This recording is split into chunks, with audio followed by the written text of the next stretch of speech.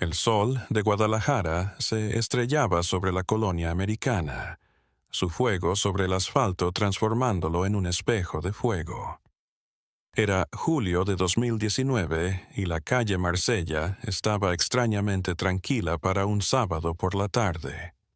Los vecinos se refugiaban del calor sofocante en sus hogares, con los ventiladores a todo lo que daban y las cortinas cerradas para bloquear los rayos despiadados del sol. En el 247, una casa colonial de 2 pisos, de un amarillo desvanecido por él. Años se erguía entre el resto de edificaciones, no por su belleza hace tiempo desvanecida, sino por el aura de enigma que la envolvía como una segunda piel. Todas sus ventanas estaban cerradas con tablones de madera que alguien había clavado desde dentro. Las persianas metálicas de la fachada estaban cerradas a cal y canto, y la puerta principal, de madera maciza, lucía 3 cerraduras de seguridad que relucían como ojos vigilantes bajo el sol. La casa había estado así durante más de 15 años. Los vecinos mayores recordaban, cuando los Robles se mudaron al vecindario. Era 2004 y México apenas comenzaba a recuperarse de la crisis económica. Ernesto Robles, un tipo de unos 40 años, corpulento, de pelo negro engominado y ojo oscuro que nunca reía, había pagado la casa en efectivo. Llegó acompañado de su esposa, Marina, delgada, delicada y de cabello castaño siempre recogido en un ajustado moño, y su hija Emilia, una niña de tan solo 5 años con enormes ojos color miel que observaban el mundo con una curiosidad insaciable. Al principio los vecinos fueron comprensivos. Doña Guadalupe Mendoza, la vecina de al lado, 30 años en el barrio, trajo un plato de tamales oaxaqueños de bienvenida. Tocó el timbre 3 veces antes de que Ernesto abriera la puerta unos centímetros, lo suficiente para que Guadalupe viera el interior oscuro y el aire frío que se escapaba. «Buenas tardes, vecino. Soy Guadalupe. Yo vivo aquí al lado. Le traje unos tamales para la cena. Bienvenida», dijo con su familiar sonrisa cálida. Ernesto miró el plato con sospecha, sus ojos yendo de Guadalupe a su rostro, como si buscara motivos ocultos. «No aceptamos caridad», dijo con voz grave, y un acento norteño que Guadalupe no pudo ubicar con exactitud.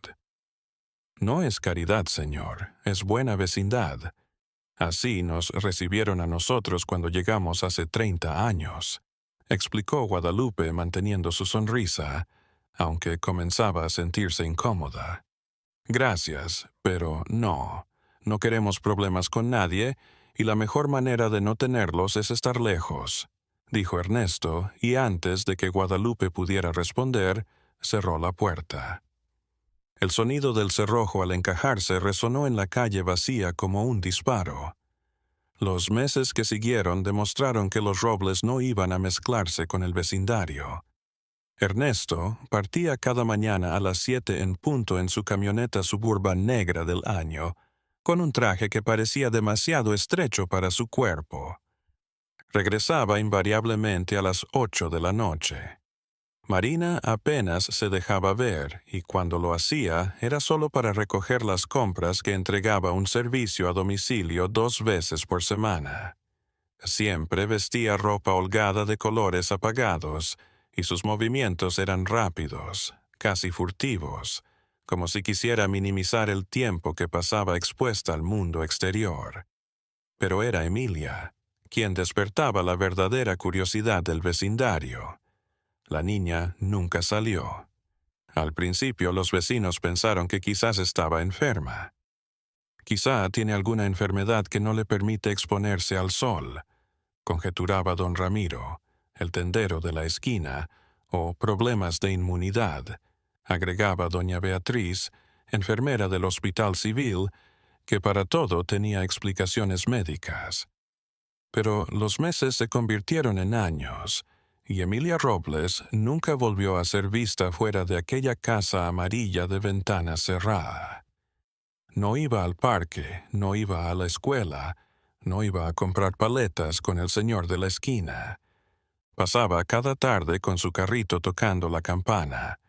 Nunca la vieron jugando en la banqueta, montando bicicleta o simplemente caminando con sus padres. Era como si no existiera. Fantasma.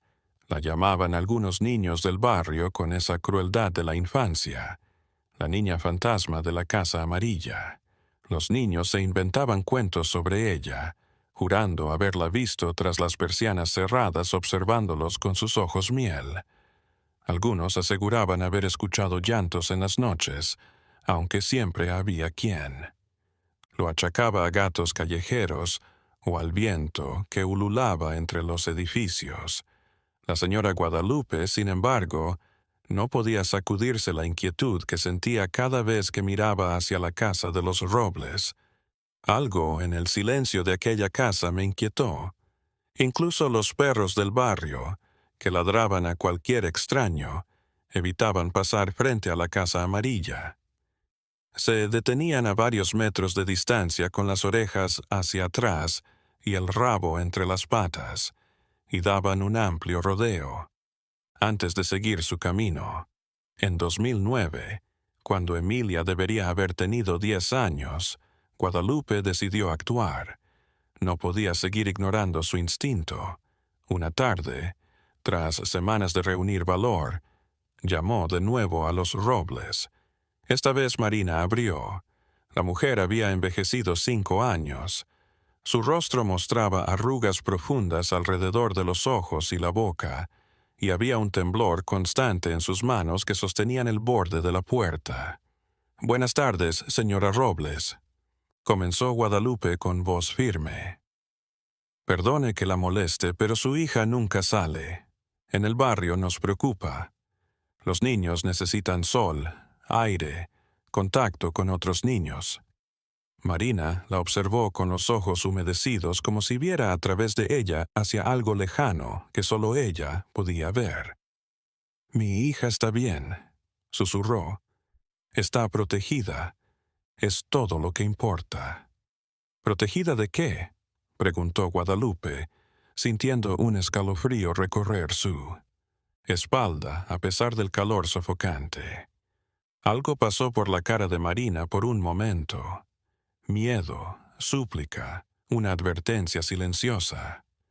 Guadalupe nunca estuvo segura, pero antes de que pudiera descifrar aquella expresión fugaz, Marina retrocedió y cerró la puerta.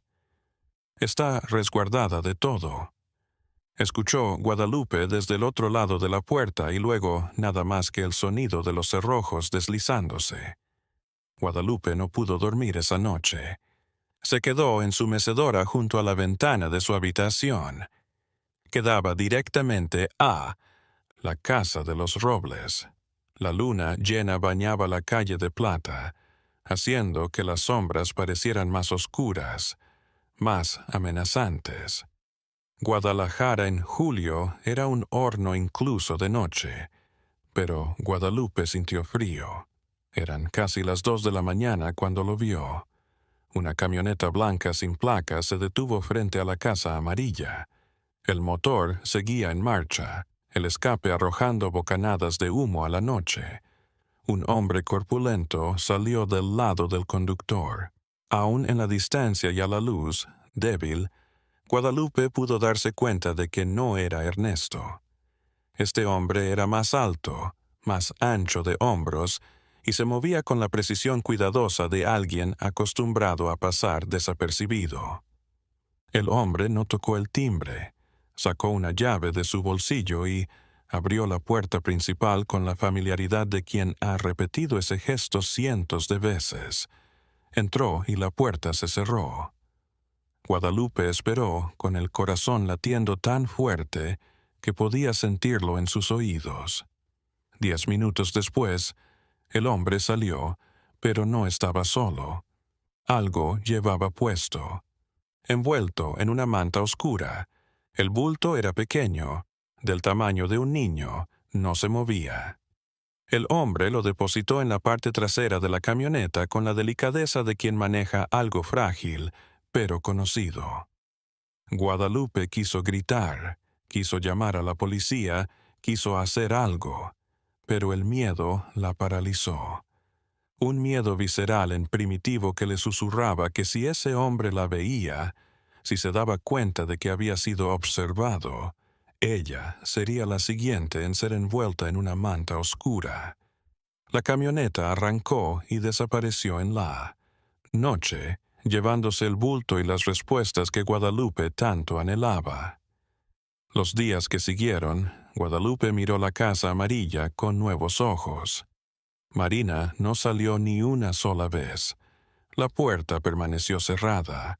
Las ventanas cubiertas permanecían mudas. Era como si la casa misma estuviera conteniendo la respiración. Guadalupe se convenció de que todo había sido producto de su imaginación. El calor, se decía. El calor y la edad me están jugando trucos en la mente. Pero en lo profundo de si supiera la verdad, algo atroz estaba ocurriendo en la casa 247 de la calle Marsella y Emilia Robles, la niña que nunca salió a la calle. Estaba en medio de ese horror. Los años siguientes transcurrieron en una rutina perturbadora. Ernesto seguía sus horarios matemáticos, saliendo y regresando como un reloj. Marina se iba poniendo más fantasmal, su cuerpo reduciéndose a un esqueleto cubierto de piel, y las camionetas blancas sin placas seguían llegando en las noches, siempre. Siempre iban con distintos hombres, siempre cargando bultos envueltos en mantas. Guadalupe dejó de dormir. Se sentaba en su mecedora noche tras noche, documentando mentalmente cada visita, cada detalle. Quiso ir a la policía docenas de veces, pero ¿qué les diría que veía hombres entrando a una casa con llave propia, que salían con bultos que podían ser cualquier cosa? No tenía pruebas, solo sospechas y un terror que crecía en su pecho como un tumor maligno. En 2015, cuando Emilia debería haber tenido 16 años, Guadalupe finalmente se atrevió a lo imposible. Esperó una noche en que Ernesto no estaba. Había visto su camioneta suburbana irse más temprano en el día y no había vuelto y llamó a la puerta. Marina abrió. Estaba peor de lo que Guadalupe recordaba. Sus ojos estaban hundidos en cuencas oscuras. Su piel tenía un tinte grisáceo y temblaba visiblemente, a pesar de que eran más de 30 grados. «Necesito hablar con usted», dijo Guadalupe con firmeza. «Sé que algo anda mal. Sé que su hija necesita ayuda». Marina la miró durante un largo momento. Sus labios temblaron como si quisiera hablar, como si las palabras estuvieran ahí luchando por salir. Lágrimas comenzaron a rodar por sus mejillas. «No puede ayudarla», susurró al fin. «Nadie puede. Él, ellos». «¿Quiénes son ellos?», presionó Guadalupe. «¿Quiénes son los hombres que vienen de noche?». La cara de Marina se contorsionó en horror.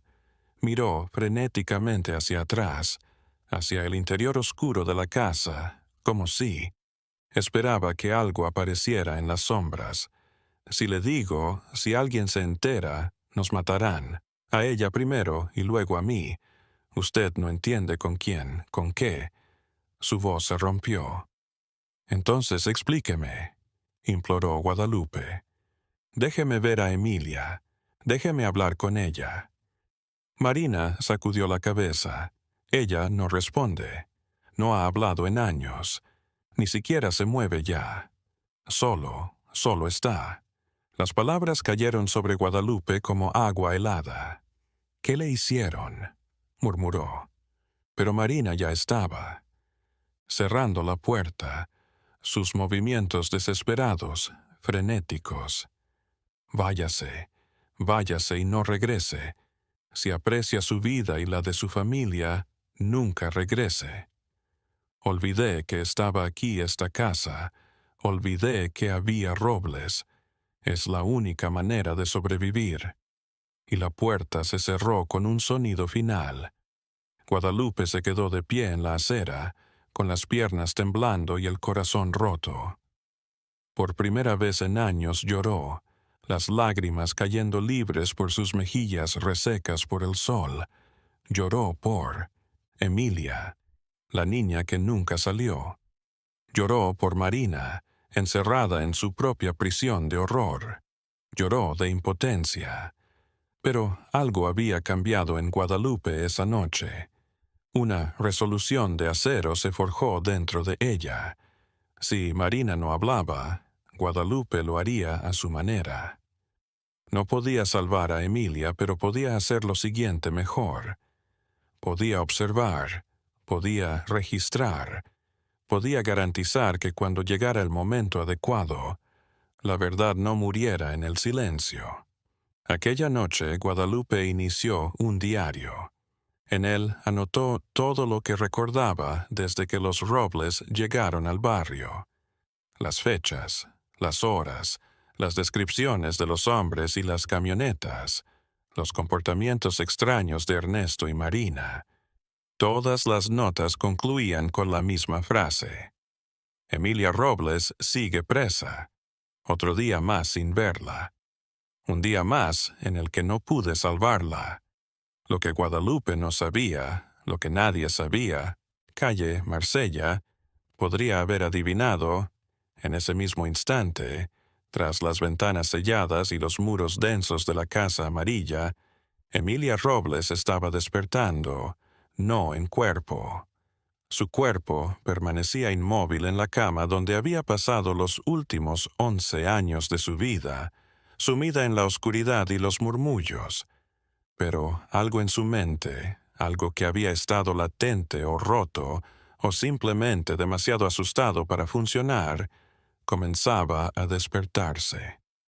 Y con ese despertar venía la memoria, la terrible, insoportable memoria de todo, lo que había sucedido, de quién entraba en las noches, de qué hacían, de por qué nunca, nunca podría salir a la calle.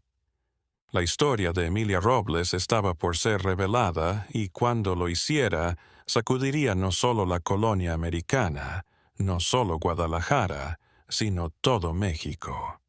Porque lo que ocurría en la Casa Amarilla de la calle Marsella, 247, no era un caso aislado de una familia disfuncional. Era solo una pieza de un rompecabezas mucho más grande, más oscuro, más monstruoso, de lo que cualquiera podría imaginar. Y Emilia, la niña que nunca salió a la calle, era la única que conocía todos los nombres, todas las caras, todos los secretos que ciertos hombres poderosos estaban dispuestos a matar para proteger.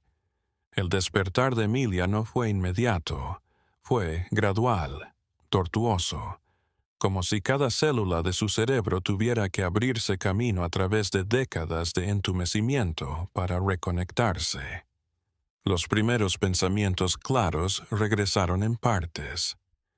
El techo manchado de humedad que había estado, mirando sin ver durante años, el olor a cerrado en la habitación, el peso de las sábanas sobre su cuerpo inerte. Era julio de 2016. Emilia tenía 17 años. A pesar de que su cuerpo aparentaba ser mucho menor, la desnutrición y la falta de sol habían detenido su crecimiento. Apenas medía 1,52 metros y pesaba menos de 40 kilogramos. Sus brazos y piernas eran palillos cubiertos de piel pálida, casi transparente, surcada por venas azules que parecían ríos en un mapa. Pero sus ojos seguían siendo los mismos, grandes, color miel, mirando un mundo que había perdido todo significado hace mucho tiempo. La habitación de Emilia estaba en el segundo piso de la casa amarilla, al final de un pasillo oscuro que olía a moho y a algo más, algo dulce y podrido que había aprendido a ignorar. Las paredes estaban empapeladas con papel de flores, en otro tiempo rosa, ahora sucio de gris. No había ventanas, o más bien la única ventana que había sido sellada por dentro con tablones de madera y cubierta con una densa cortina negra que no permitía el paso de la luz. La única iluminación venía de una pequeña lámpara en la mesita de noche, su bombilla tenue proyectando sombras danzantes en el techo. Emilia había contado esas sombras millones de veces. Conocía sus movimientos según la hora, si alguien pasaba por el pasillo, si la puerta de su habitación estaba abierta o cerrada. Cerrada. Siempre estaba cerrada. La puerta era 3 candados por fuera. Emilia los oía moverse cada vez que alguien entraba o salía. Clic, clic, clic. El sonido de su prisión sellándose una vez más. Aquella mañana de julio, Emilia se despertó con una claridad mental que no había sentido en años. Por primera vez, desde los 6 años, pudo encadenar pensamientos. Pudo recordar más allá de lo que necesitaba para sobrevivir, y con ello llegó el horror. Todo empezó poco después de mudarse a Guadalajara. Ernesto, a quien Emilia había llamado papá durante los primeros meses, no era su padre biológico. Lo descubrió una noche en que escuchó a Marina llorar y confesarle entre lágrimas a Ernesto que echaba de menos a su verdadero padre, el que había fallecido en un accidente de coche cuando Emilia tenía 3 años. Ernesto había sido paciente de Marina en el hospital donde ella trabajaba como enfermera. Él necesitaba a alguien discreta, sumisa, desesperada. Marina era las 3 cosas. Una madre soltera endeudada hasta el cuello y sin familia que la respaldara. La oferta de Ernesto había sido sencilla. Cásate conmigo, muévete conmigo, y todas tus deudas desaparecerán. Tu hija tendrá todo lo que necesita. Nunca más volverás a preocuparte por el dinero. Lo que no le dijo fue el coste. Los primeros meses en la Casa Amarilla fueron normales. Emilia iba a un pequeño jardín de niños privado a 3 cuadras de distancia. Jugaba con otros niños, coloreaba con crayones, aprendía canciones. Era feliz dentro de lo que una niña de 5 años podía ser. Acababa de perder a su padre, podría serlo. Pero entonces llegó la primera visita. Emilia recordaba la noche como si estuviera grabada a fuego en su mente. Tenía 6 años recién cumplidos. Era diciembre, Navidad, y Marina le había prometido que verían las luces del centro de Guadalajara. Emilia estaba emocionada. Se había puesto su vestido favorito, el azul con flores blancas que su abuela materna le había regalado antes de morir. Pero Ernesto dijo que no. La niña no puede salir, dijo con esa voz profunda que no aceptaba respuesta. ¿Por qué no? Dijo Marina, sorprendida. Es Navidad, los niños necesitan. He dicho que no, interrumpió Ernesto. Hoy se cena importante, y la niña a su cuarto. Marina quiso protestar. Emilia lo vio en sus ojos, pero algo en el rostro de Ernesto la detuvo. Un destello oscuro, una advertencia silenciosa. Marina asintió y llevó a ella, Melipilla, a su habitación. «Te vas a quedar aquí, mi amor», le dijo. Marina, con la voz entrecortada, metiéndola en la cama. «No importa lo que oigas, no salgas en mi... ¿Entiendes? No salgas bajo ninguna circunstancia». «¿Por qué, mami?», preguntó Emilia confundida. Marina abrió la boca, la cerró y se limitó a besar la frente de su hija. «Porque te quiero. Porque no quiero su fractura. Solo prométeme que no te irás. Lo prometo». Marina salió y cerró la puerta. Emilia oyó por primera vez el sonido de los cerrojos deslizándose. Clic, clic, clic. Estaba atrapada. Al Al principio, Emilia trató de conciliar el sueño, pero escuchó voces masculinas, graves, ásperas, mezclándose con la de Ernesto, risas, tintineo de botellas, música norteña abajo, y luego pasos en las escaleras. Emilia se sentó en la cama con el corazón latiendo con fuerza. Las huellas se detuvieron frente a su puerta. Los cerrojos se corrieron. Clic, clic, clic. La puerta se abrió. Un hombre entró. Era robusto, barrigón y bigotudo. Llevaba botas, de piel exótica, jeans apretados con hebilla llamativa, que resplandecía aún en la luz tenue, y camisa a cuadros. Huele a whisky, a colonia cara, a sudor. Sus ojos chicos miraron a Emilia con algo que la niña no entendió, pero que años más tarde identificaría como hambre. «Hola, princesita», dijo el hombre con la voz arrastrada. «Tu padre me dijo que eras una niña muy especial. ¿Sabes quién soy?» Emilia sacudió la cabeza, sin palabras de terror. «Soy un amigo de tu papá, un muy buen amigo, y me dejó venir a jugar contigo». «No voy a jugar», murmuró Emilia, retrocediendo hasta que su espalda chocó contra la cabecera de la cama. El hombre sonrió. Era una sonrisa atroz, llena de dientes amarillentos. «Oh, princesita, no tienes elección». Lo que pasó después, Emilia lo había reprimido durante años.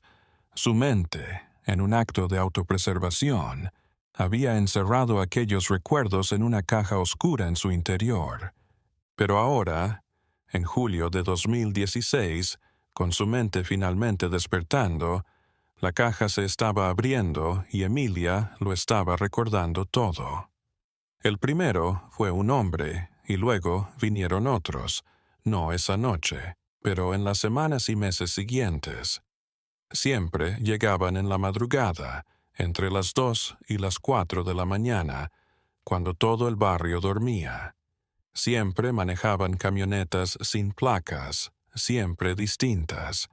Algunos llegaban solos, otros de 2 en 2, de 3 en 3. Todos eran distintos, jóvenes y viejos, flacos y gordos, con acento norteño, capitalino, sinaloense, tamaulipeco, pero todos ponían la misma cara al ver a Emilia. Ernesto los recibía en la puerta. Hubo un diálogo corto, palabras que Emilia no podía oír, pero que imaginaba. Dinero pasaba de mano en mano. Gruesos fajos de billetes que Ernesto contaba antes de señalar las escaleras. Segunda puerta a la izquierda, 1 hora, ni un minuto más. Oyó una vez a Emilia decir a Ernesto. «¿Y si quiero más tiempo?», preguntó el forastero. «Cuesta más. Está bien, no importa. Tengo de sobra». Y así era el negocio, porque eso era Emilia para Ernesto. Un negocio, una mercancía, una manera de hacer dinero y de mantener felices a unos cuantos hombres poderosos que no podían satisfacer sus perversiones legalmente. Emilia dejó de asistir a la escuela. Ernesto mintió a las autoridades escolares, diciendo que la niña estaba enferma, que era inmunodeficiente y que cualquier exposición a otros niños la mataría. Mostró documentos médicos falsos, sobornó y Emilia se esfumó del sistema escolar sin que nadie levantara una ceja. Marina intentó protestar una vez. 2 meses después de que las visitas comenzaran, Emilia la oyó reñir a Ernesto en la cocina. «Esto debe detenerse. Es mi hija, mi bebé. No puedes continuar». La bofetada resonó en toda la casa. Luego otra y otra. Emilia se cubrió los oídos, pero no pudo acallar los alaridos de su madre ni las palabras envenenadas de Ernesto. «Ella nunca fue tu hija. En el instante en que firmaste esos papeles, en el momento en que tomaste mi dinero, Te convertiste en mi posesión y puedo hacer con mi posesión lo que desee. ¿Entendiste? Soy Marina, por favor. Si tratas de irte, si tratas de contárselo a alguien, mataré a las dos, pero primero te haré ver lo que le haré a tu amada Emilia. La torturaré durante horas, días, hasta que me ruegues que la mate solo para poner fin a su agonía. ¿Lo quieres? El silencio que se produjo a continuación fue más aterrador que cualquier grito. Marina no dijo nada. Finalmente, derrotada. Bueno, sonríes, asientes y sigues adelante. Tienes una casa, comida, ropa, más de lo que tenías cuando te encontré. Deberías estar agradecida. Después de esa noche, Marina se transformó.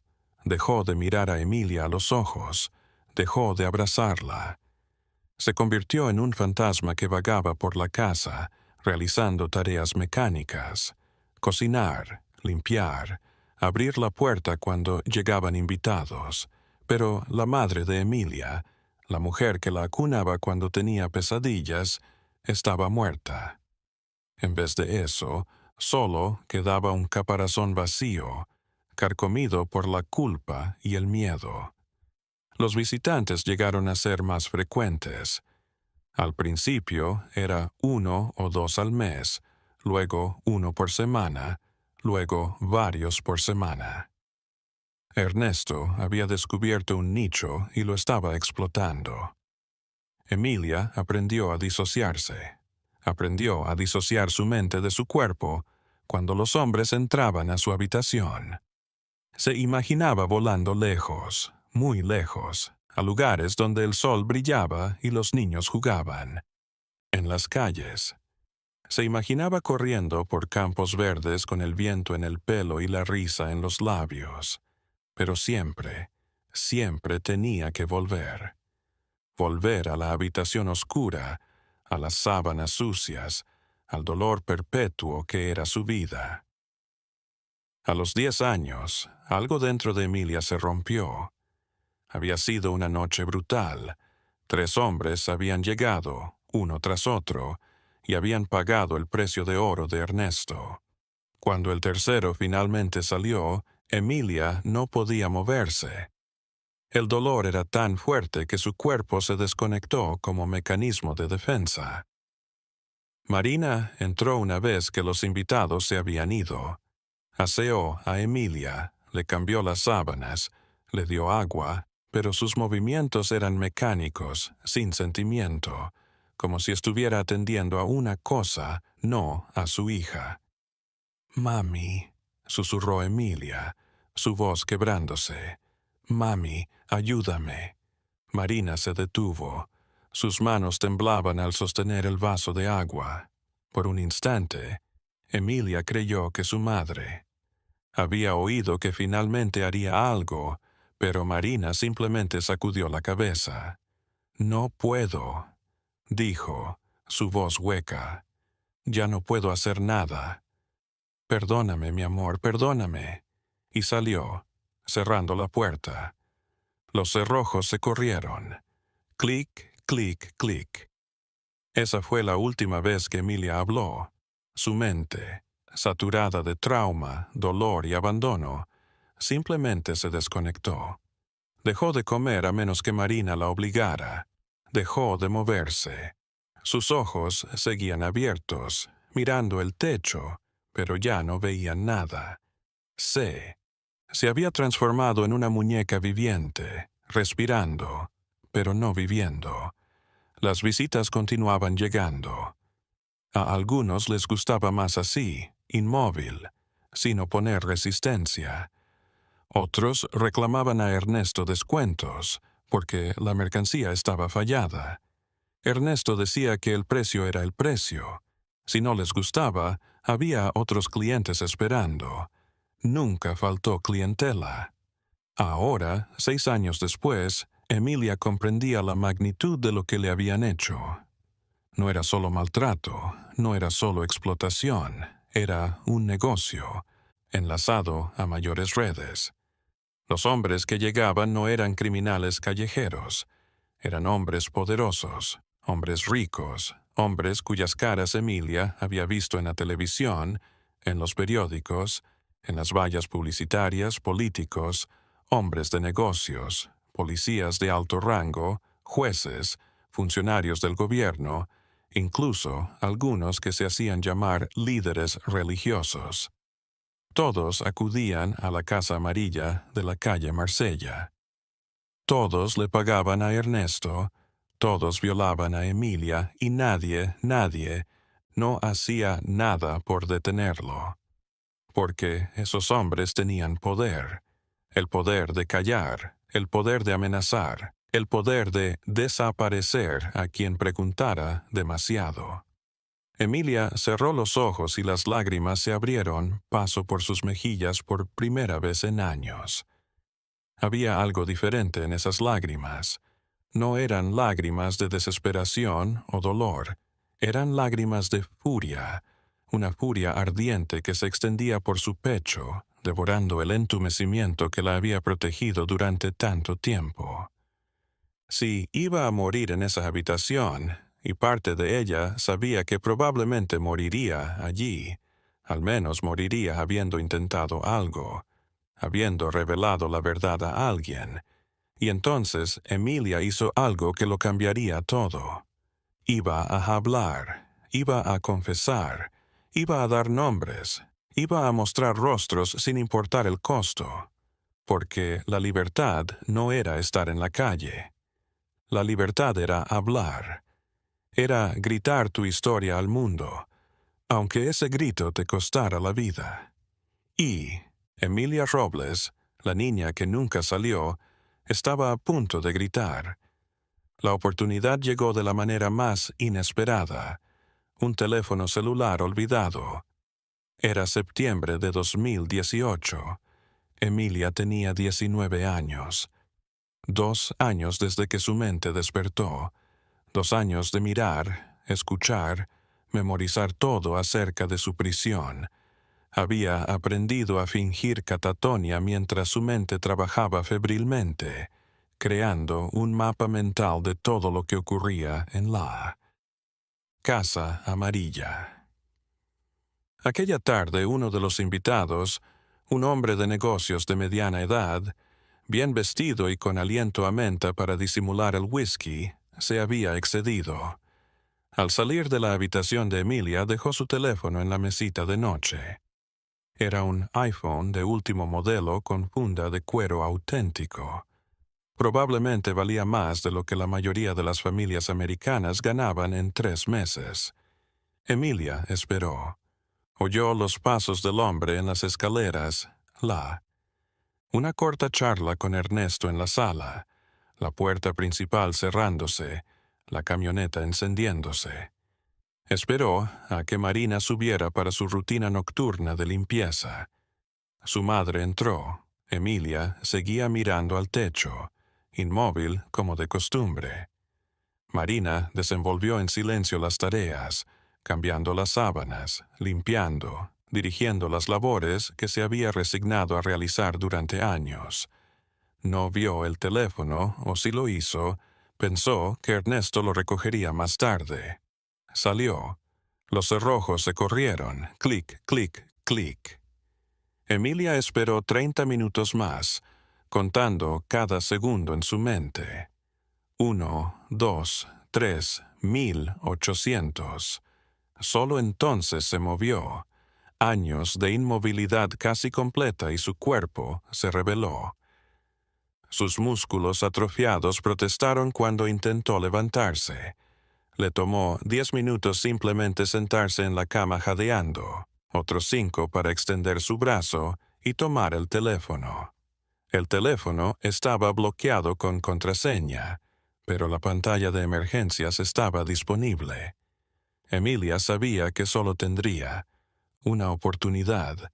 Si llamaba a la policía, Ernesto se enteraría y lo que haría como castigo sería peor que la muerte.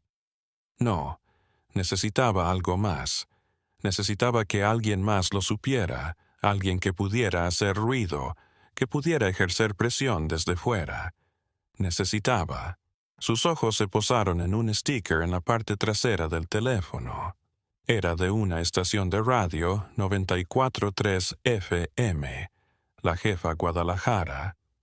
Abajo había un número de WhatsApp para mandar mensajes a los programas. Emilia abrió WhatsApp desde la pantalla de emergencia. Sus dedos temblaban tanto que tardó varios intentos en escribir el número. Cuando finalmente lo hizo, se quedó mirando la pantalla en blanco, el cursor parpadeando, esperando su mensaje. ¿Qué podía decir? ¿Cómo resumir años de horror en un mensaje de texto? Se puso a escribir. Me llamo Emilia Robles, tengo 19 años. Marsella 247, Colonia Americana, Guadalajara. No he salido de casa en 13 años, no porque esté enferma, porque soy prisionera. Se detuvo, los dedos entumecidos. Siguió. Desde los 6 años mi padrastro, Ernesto Robles, me ha vendido a hombres, políticos, empresarios, policías, jueces. Vienen en camionetas sin placas, me violan, pagan y nadie hace nada porque son poderosos. Otro descanso. El latido de su corazón era tan fuerte que podía sentirlo en sus oídos. Escribió más. Tengo nombres, tengo fechas, tengo descripciones. Puedo nombrar a cada hombre que ha estado en mi habitación en los últimos 13 años.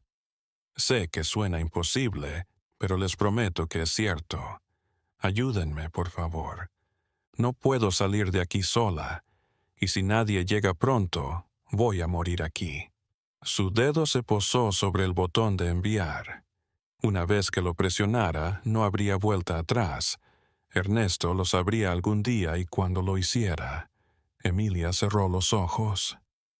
Pensó en todos los años de silencio, todos los años de dolor, todos los años de ver a su madre desvanecerse en un fantasma, todos los años de esperar que alguien, cualquiera, la notara y la salvara. Nadie vino, pero tal vez, solo tal vez, si ella misma lo solicitaba. Pulsó enviar. El mensaje se envió. Las 2 palomitas azules aparecieron de la nada. Alguien había visto su mensaje. Emilia apagó el teléfono y lo volvió a colocar en su lugar preciso en la mesita de noche. Luego, con gran esfuerzo, se acostó de nuevo en la cama en la misma posición catatónica en la que había estado durante años. Todo su cuerpo temblaba, pero sus ojos permanecieron fijos en el techo. Esperó en la cabina de radio de la jefa, a 10 kilómetros de distancia. La productora Sofía Ramírez leyó el mensaje. 3 veces antes de llamar al locutor estelar, Ricardo el Chato Méndez. Chato, tienes que ver esto, dijo con la voz tensa mostrándole su teléfono. Ricardo leyó el mensaje. Su rostro pasó de la sorpresa a la incredulidad y luego al horror. ¿Bromeas?, dijo. No sé, pero Sofía señaló el número desde donde había sido enviado el mensaje. Mira, es un número registrado. Pude rastrearlo. Es de Gustavo Mendizábal. Ricardo sintió que se le congelaba la sangre. Gustavo Mendizábal era los empresarios más grandes de Jalisco, propietario de una cadena hotelera con contactos en el gobierno estatal, habitual en actos benéficos, un hombre de la comunidad. «Mierda», susurró Ricardo. Si es cierto, esto es enorme, pero también es peligroso como la chingada». Sofía se mordió el labio. «¿Qué hacemos?» Ricardo dudó un instante. Tenía 2 opciones: hacer caso omiso y continuar con su vida, o revelar algo que podría convertirlo en un blanco. Había visto lo que le hacían a los periodistas en México que preguntaban demasiado a la gente equivocada. Las tumbas en los cementerios lo sabían, pero también había visto la foto de perfil de WhatsApp antes de que cambiara el número. Era la foto de una niña de ojos miel que parecían rogar. Vamos a investigar, finalmente decidió, pero con cuidado, mucho cuidado. Los días siguientes, Ricardo y Sofía trabajaron en secreto. Llamaron a otros periodistas de confianza. Siguieron la dirección que Emilia les había dado. Preguntaron a vecinos fingiendo que hacían un reportaje sobre arquitectura colonial del barrio. Doña Guadalupe Mendoza fue la primera en romper el silencio. Cuando Ricardo llamó a su puerta, identificándose como periodista de radio, Guadalupe lo miró con sospecha. ¿Periodista de qué?, dijo, cruzándose de brazos. De la jefa. Estamos haciendo un segmento sobre las casas históricas del barrio, mintió Ricardo. Guadalupe se quedó mirándola un rato. No me importa. Adiós. Empezó a cerrar la puerta. Espere, señora. Ricardo se atrevió. La de al lado, la amarilla, ¿hace cuánto que no abre las ventanas? Guadalupe se detuvo. Su mano apretó el borde de la puerta hasta que sus nudillos se pusieron blancos. ¿Por qué?, pregunta. Su voz era un susurro. Porque alguien en esa casa llamó. Una niña llamada Emilia. Las lágrimas. Las lágrimas comenzaron a rodar por las mejillas de Guadalupe antes de que pudiera detenerlas. Se llevó una mano a la boca, ahogando un sollozo. Dios mío, ella está viva, está consciente, susurró. Entreno, antes de que alguien los vea. En la casa de Guadalupe la abuela les reveló todo. Los 15 años de vigilancia, el diario que había llevado, los hombres en las camionetas, los bultos envueltos en mantas, la conversación con Marina, todo. Cuando terminó, Sofía estaba llorando y Ricardo. Tenía los puños cerrados con tanta fuerza que sus uñas le dejaban marcas de medias lunas en las palmas. ¿Por qué nunca fuiste a la policía?, preguntó Ricardo, su voz cuidadosamente neutral. Guadalupe le dio una mirada que llevaba años de frustración y miedo a la policía. Joven, por ahí policías entrando a esa casa, hombres en uniformes oficiales manejando patrullas sin placas. Uno de ellos, cara de la prensa, el comandante de Zona Centro. ¿A quién iba a contarlo?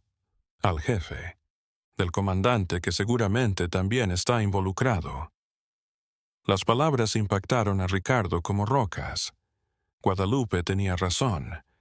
Si lo que decía Emilia era cierto, si tenía a políticos y policías de alto nivel metidos en el asunto, entonces todo el sistema estaba corrompido.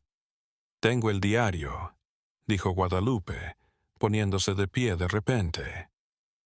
15 años de anotaciones, fechas, horas, descripciones de vehículos y hombres. No es evidencia, pero es algo. Le entregó a Ricardo un cuaderno. Grueso, repleto de folios de escritura apretada. Ricardo lo miró con el peso de lo que sostenía en sus manos. Era más que un diario, era un registro, era evidencia de un crimen que había estado sucediendo justo debajo de las narices de todo el vecindario, toda la ciudad, durante más de una década. Tenemos que hablar con ella, dijo Sofía. Con Emilia necesitamos su testimonio de primera mano. ¿Cómo?, preguntó Guadalupe. Esa casa es una fortaleza.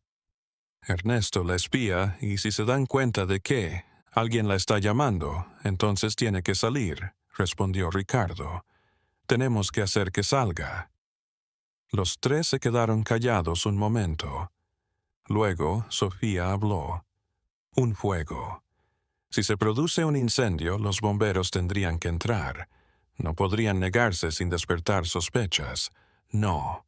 Guadalupe sacudió la cabeza. Emilia podría salir herida o algo peor. Una inspección sanitaria. Entonces, propuso Ricardo, podríamos llamar y decir que hay una fuga de gas o Ernesto tiene sus contactos. Cualquier inspección sorpresa, él ya lo sabría. Guadalupe interrumpió. Estaban en punto muerto cuando el teléfono de Ricardo sonó. Era un número desconocido. Respondió con cautela. Hola, ¿es el periodista? La voz era femenina, tenue, rota. Ricardo sintió que su corazón se aceleraba. Emilia, no soy Marina Robles, la mamá de Emilia. Se hizo un silencio tenso. Mi hija me dijo lo que hizo, que mandó un mensaje de auxilio. Señora Robles, estoy ocupado. Ernesto salió a una reunión, pero vuelve en un rato. La voz de Marina se agitó. Necesito que sepa algo. Todo lo que mi hija le contó es cierto, cada palabra y más también. Mucho peor de lo que imagina. ¿Qué quiere decir? Los hombres que llegan no solo es mi hija. Hay otras niñas en otras casas. Ernesto es solo un eslabón. Hay toda una red, decenas, quizás cientos de niñas que están siendo vendidas en Guadalajara, en todo Jalisco, en todo México. Marina se puso a llorar. Y los que pagan, algunos son tan poderosos que podrían borrarlos a todos de la existencia. Necesitamos su testimonio, señora. Le necesitamos fuera y traiga a Emilia con usted. Podemos protegerlas. No pueden, interrumpió Marina, riendo histéricamente. No entienden. No hay defensa contra estos hombres. No en México, no en este sistema corrompido hasta la médula. Su respiración era entrecortada. Pero voy a hacer algo que debía hacer hace 13 años. ¿Qué va a hacer? Voy a liberar a mi hija de la única manera que puedo. La llamada se cortó. Ricardo trató de llamar de vuelta, pero el número no respondía. Lo intentó de nuevo con el pánico apretando su pecho. Tenemos que ir allí ahora, dijo Sofía. Ya de pie. ¿Y qué? Preguntó Guadalupe. Tocar la puerta, exigir la entrada. No somos autoridad, no somos. Las sirenas ahogaron sus palabras. Sirenas, policías, ambulancias, bomberos, todos llegando a la calle Marsella. Los tres salieron corriendo de la casa de Guadalupe. Lo que vieron allí jamás lo olvidarían. La puerta de la casa amarilla estaba abierta.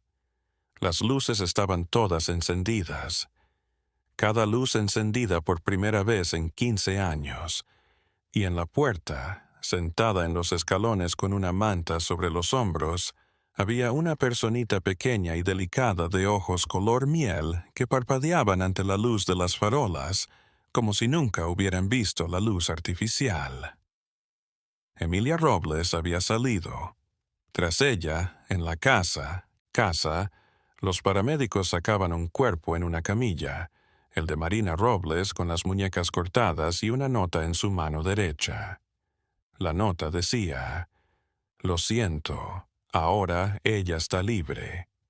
El Hospital Civil de Guadalajara jamás había tenido un caso como el de Emilia Robles. Los médicos que la atendieron aquella noche de septiembre se horrorizaron ante la magnitud del daño físico y mental: desnutrición severa, atrofia muscular, polineuritis, fracturas óseas antiguas no tratadas, cicatrices en todo el cuerpo, lesiones internas consistentes con años de abuso sexual. La lista continuaba, cada descubrimiento más aterrador que el anterior. Pero fue la psiquiatra de guardia, la doctora Patricia Vega, quien notó algo que los otros médicos habían perdido. Tras la mirada catatónica de Emilia había una mente intacta, alerta, atenta. No estaba en shock, no estaba perdida en el trauma, estaba esperando. Ella está lista para hablar, le dijo la doctora Vega a Ricardo Méndez cuando llegó al hospital con Sofía y un equipo de seguridad privado que habían contratado con los últimos ahorros de Ricardo. Pero quiere garantías. Quiere saber que no la van a regresar a esa casa. Necesita saber que la van a escuchar. Ricardo entró solo a la habitación de Emilia. Se sentó en la cama del hospital con una bata que le quedaba demasiado grande, haciéndola parecer aún más pequeña de lo que era. Sus ojos color miel lo miraron con intensidad, que lo hizo sentirse observado, medido, juzgado. Emilia, soy Ricardo Méndez.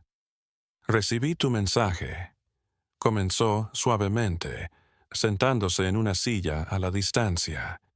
Quiero ayudarte. Quiero que hables, pero solo si quieres. Hubo un silencio. Entonces, por primera vez en 8 años, Emilia habló. ¿Lo vas a publicar? Su voz era un susurro ronco por falta de uso. Todo. Cada palabra, si quieres, te van a querer matar a ti, a tu familia